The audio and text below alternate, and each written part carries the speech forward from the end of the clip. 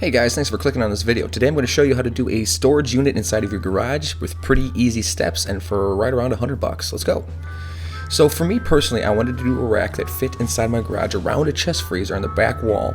And the dimensions for me work perfectly where it would be 8 feet wide, 7 feet tall, and 2 feet deep to try to keep as much space for cars as possible. I went to Home Depot for all my wood and screws, and I got 2x4s. And since they come in 8-foot lengths, I didn't have to worry about the length. I wanted to cut it down to 7 feet, so I started out cutting 6 boards down to 7 feet, because there's going to be 6 supports, 2 on the one side, 2 on the far side, and 2 directly in the middle with connectors in between. So you'll see me here measuring each to 7 feet, and I cut them accordingly. Now, of course, my designs are going to be specific to me, but the same principle works across all different sizes that you're going to build with.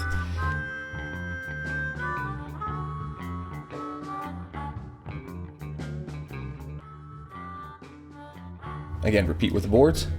I want 6 total, cut to 7 feet each. And you'll see how it works, do some calculations. Look like a smart guy, just like me right here. Drop your tape measure like an idiot, just like me here.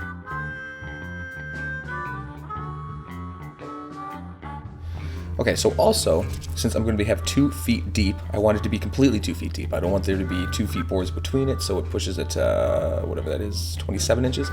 So I cut the dividers in between to 21 inches because the 1.5 inches from each thickness of the wood would equal a total of 24 inches. So 21 inch middle sections to make it 21 inches. So you can see me cutting here. I cut 2x4s down. Again, we're doing 6. 2 for the top, 2 for the bottom, and then 2 in the middle. We'll cut dividers in a second. There's 4 of the 6 there, and I think we're ready to build now.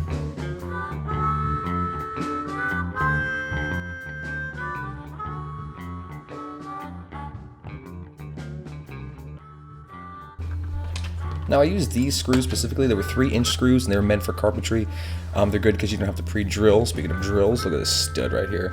They go in pretty easily and they hold tight. I recommend them. They're pretty cheap too. I think we got like a 70 count for like $5. I don't know, something like that. So what I'm doing here is I'm marking down, and you can see I have it laid out here. The width of the board is 3 inches, 3.5 inches, and I want that board to fit in the top of the supports rather than go on top of that or beyond or whatever. So I'm setting that back, and I've learned this first time is you want to screw the bottom in first rather than this recessed port on top.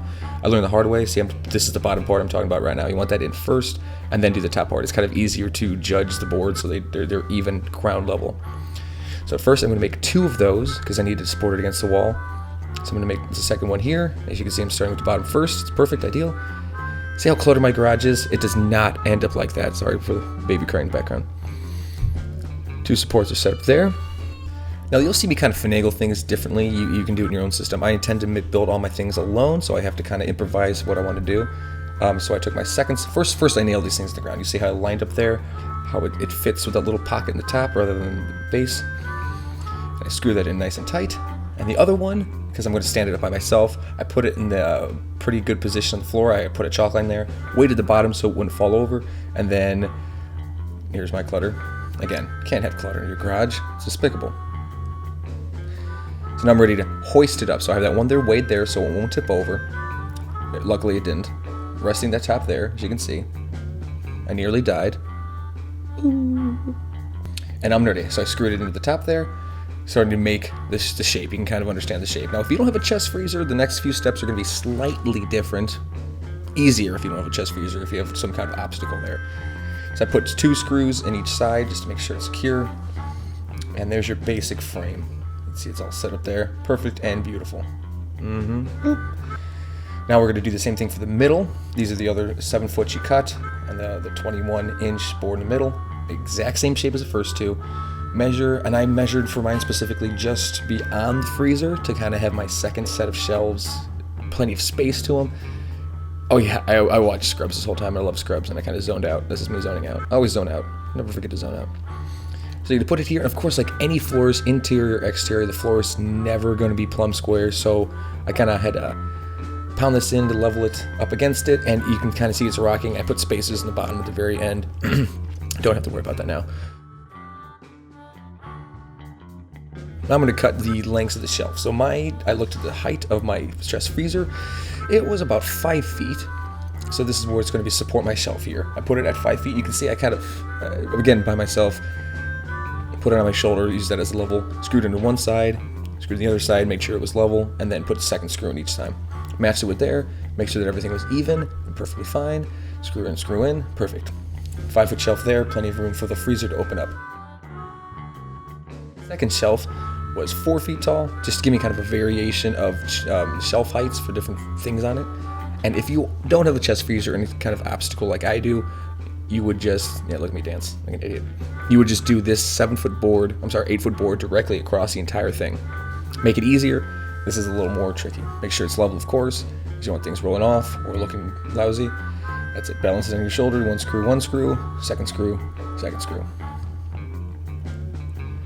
Now these dividers here, or these extra weight supports, are going to go.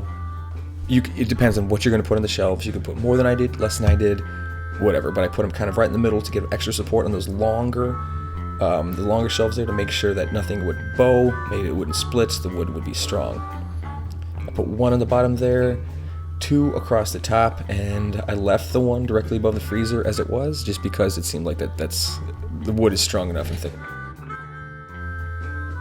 Now it's a fun part, and the easiest part is you take your plywood, which, by the way, if you didn't know, that Home Depot will cut it for you in store.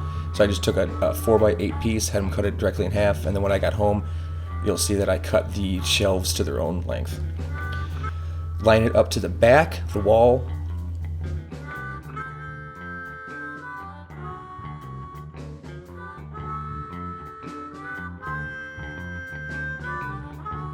So I made a perfectly straight line, and there's my other shelf, which I then cut into 2 pieces, put it right in a spot. It was, of course, nice and snug, so I malleted it down so it was extra secure, and then went and screwed it in just to make sure that it doesn't slip, slide, fall over. When I push something on there, I didn't want it to move at all. That's pretty much your last step, and then after that, here's my son. He burned his hand. He's okay now, don't worry. After that, I screwed it into the wall, found a stud. Didn't have to move it, luckily. Found a stud in the middle and gave a heck ton of screws in the middle there so it wouldn't move. And there you go, guys. Any questions, let me know in the comments, and I'll help you answer them. I actually, after this, built an additional set next to like where the American flag was. And there you go. Yeah, better garage, healthy garage. And thanks for watching, guys. Like, subscribe, and comment for more. And we'll see you next time. I love you.